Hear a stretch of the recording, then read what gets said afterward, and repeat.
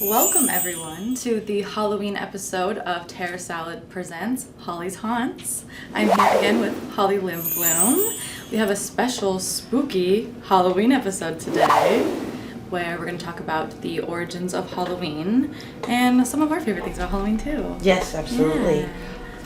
So, let's go right into it. Because all of the traditions that we have today really go back to the pagan holidays and the actual, the origin is that we wouldn't have our Halloween today if we didn't have Christianity. Correct. They took it and wanted to mold it into their own. So we'll just go right into it.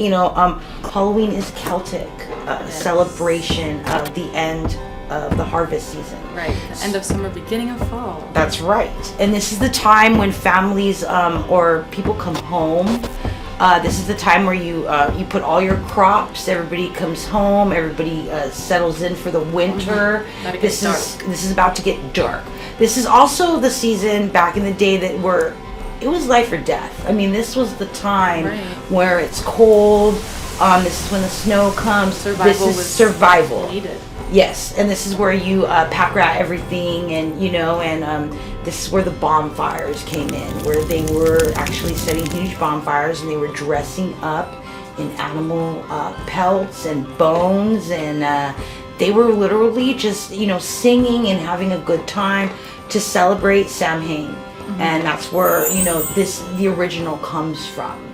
Right, and with the religion aspect of it, it was the purgatory souls. Yes, that were trapped, and they wanted to get out. They would have to go door to door and beg for soul cakes. Yes, and that's where you get the guising comes from. The begging, the trick or treating. The trick or treating is actually it was started by that. Yeah. It was started in a whole tradition of being prayed for, because there was feast, there was famine, there was it was either feast or famine. It was people were getting sick, there was the flus, the plagues, and that's what you were doing. They would make soul cakes. So they would ask, they would pray, they would give you something to eat. A lot of people were hungry, and they would feed you, and you would pray for these souls, and that comes to the thing, more prayers, more lifting, that your relatives would live. So that's where that does come from. And it's like the devil's holiday, or Mischief night. Yeah, associated with the bats that lead into the vampires. Bats are Halloween. Okay, so the thing about bats is because of the bonfires and all these things up, bonfires and light. They're drawn to it. Bugs. Yeah. Okay, so where do the bats come in? They're going to swoop in and they're going to eat all the bugs. So that was a big thing, that people would only see these bats during Samhain. So that's where bats became a tradition. Also, there's a Nova Scotia mythology that if a bat comes into your house and it's in there and it doesn't leave or whatever, a man will die. The man of the family will die. Oh my gosh, I did not know that. Yes, and then if a bat gets in and flies around and escapes, the woman would die. In the household. Yeah. So bats are very in with the Halloween tradition because of that, because of the bonfires and seeing them only at that time. Yes. It's pretty cool. I mean, I like bats. They look like little sky puppies. Oh. If you've ever really seen a bat, they're really, really cute. So leave the bats alone. They're not scary, So and their fangs lead into the vampires and their fangs. That's right. And that whole thing that they only coming out at night, because they do, and the blood, and it's more about fruit. They're more into fruit and different things, But yes, they do eat other insects, so that's probably where that comes from. With the blood, just all of that tradition. That's right. And the witches, that's also dates back to a long time ago, and why that is associated with Halloween. Absolutely. And witches are usually there's a whole thing about them. I mean, we all know about the Salem witch trials, and witches in general were single women with cats. Cat ladies. Cat ladies, and they were the ones that were doing like their cauldrons. Everybody had a cauldron. You know? They were the healers, but everybody had a cauldron. That's where you made your soup, your sope, like that's your soup, you know. But they were actually doing things as like, you know, using things from the land to cure people. So they took that as witchcraft. That was magic, you know. In reality, they should have looked at it like as like a healer. That's the woman that's taking the time to heal things. No, they looked at it in a bad way, you know. And broomsticks. They were saying that, you know, broomsticks are very like lore. They always say, and if you want to get rid of somebody in your house, you turn a broomstick upside down and they'll leave very soon. That's a people still do that brouhaha shit to this day. I know, like sweeping your porch is always sweeping important. your porches, sweeping your whole house. Comes from a Halloween tradition that when you move into a place, you get a new broom and you sweep out every corner, and you get rid of the. You're not supposed to burn the broom. Oh wow.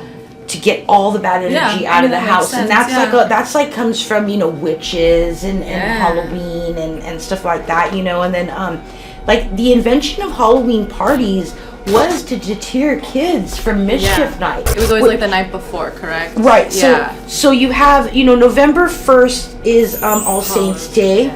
November 2nd is All Souls Day. So Halloween is the 31st. So that's like Mischief Day. That's the day, the prankster day. The prankster day, but it's also the day that the veil is thinnest, that you can talk to the dead.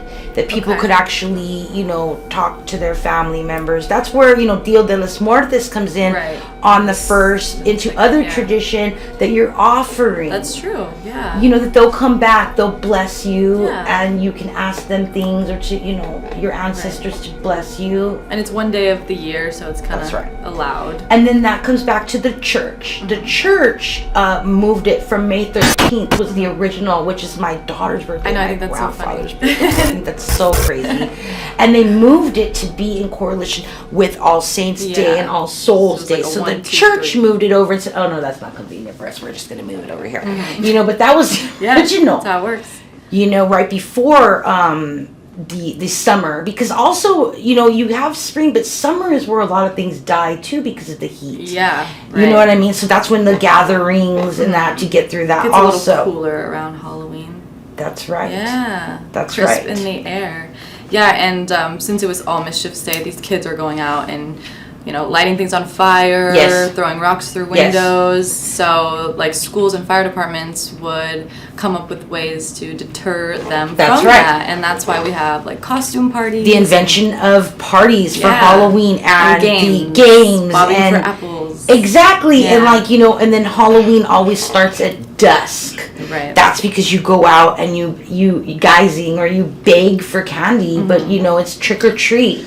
You want a trick or you want to give us a treat? Going back to, like, the original begging with the soul cakes, they would leave out popcorn balls and candy apples for when the kids would come to either trick or treat. And hopefully they saw those little treats and wouldn't trick them. And or break their windows out or steal their things and pop out things. And that goes back to Guy Fawkes' night and him trying to blow up that building over there, which they found him, they hung him, they killed him. People still do bonfire night over there for Guy Fawkes, which is the movie V for Vendetta. That plays into this too, for Mischief Night or Devil's Night. You know, in Chicago is known for having Devil's Night, so this day they light all the fires. So those things are still relevant if you look them up. And then you come to you know, we're gonna fast forward, you come to, like, you know, just Halloween as a general. There weren't any movies, right? Until 1978's Halloween, which was on a budget of $325,000, which turned into $5 million. John Carpenter laid the way for scariness, kind of turned into more human aspect of it. And scared, and, you know, this could really happen. This Hadfield, you know, you know what I mean. And so that comes into it. And then you have the Great Pumpkin, Charlie Brown, that was 1966. You know, and then you have in the 40s, that's when Trick or Treat and Sears came out with, like, their costumes, because with those parties they were trying to deter the kids from, you know, they were trying to make it fun. They made, like, books where you could make paper costumes. That's and right. supposedly those caught on fire. They Like, did, and if you were yeah. a child of the All the 70s and child. 80s, you can still smell those costumes. And then you wouldn't burn up in your costume. Because, God forbid, you buy a pumpkin and whoosh. Yeah. And like the jack-o'-lanterns, that even falls back to the pranking of it all, putting the white Yes. sheet over and Yes. putting the flashlight up in there and making That's it right, and spooky. jack-o'-lanterns are represent a skull. I mean, if you really look at it, the hollowed out, if you ever seen a skull, I mean, it's a hollowed out nose, Fred, There you know, you go. and the eyes and the teeth. Upside down triangle. Upside down yeah. triangle. This is all like a skull. Yeah. And that's where it comes Yeah. from. So it's all like to do with the dead. And, you know, traditions and I knew a lot of people, 2024. growing up, they didn't celebrate it, and I never thought of it as like an evil holiday. I was just like, I get to dress up and go get free candy today. Right. I have two kids, you know, 2021, and they're from a Christian background. My children were the very first ones in their family to trick or treat because they said it's a demon night, and it's just, and I was like, let my kids wear a cat costume and SpongeBob and let them go get some candy. Yeah. So we did that, and you know, I mean, Halloween, let's go back to it. Let's decorate our houses. Yeah. Let's get fun. Let's let the whole community come together. Everybody For sure. stand outside and hang out. Have a beer. Do whatever you want to do. Get to Yeah. know your neighbors. It's a perfect time to It's do a that. perfect time. Sit on your driveway. That's right. Everybody Yeah. coming up. Everybody giving. You run out of candy. Shut off the light. So, Right, yeah. That's When you know. were a kid, did you trick or treat? Or Oh, was it- constantly. Yeah. Yes. I trick-or-treated up until I was probably 15 years old. Yeah. And nobody ever said you guys are too old. Nobody acted like that. It was okay. We were trick-or-treating, not out getting drunk at a party. Much Let the safer. kids trick-or-treat. You know what I Yeah. mean? Like, we were out getting our little candy and, you know, walking through the streets. So I think it's a good tradition. I think it's a community tradition, and it should still uphold. Yeah, You it's so know? much fun. It's so much fun, Yeah. and we're dressed today as you know, we're dressed up for the Halloween Yes. episode. It's a bowling ball. That's so. awesome. Yeah, Yeah. yeah. Happy Halloween, you guys. Thank you for joining us. Yeah. Tune in. Floating through the air, my mind is drifting. I'm going nowhere, lost in the cosmos where time stands still. Lo-fi melodies, they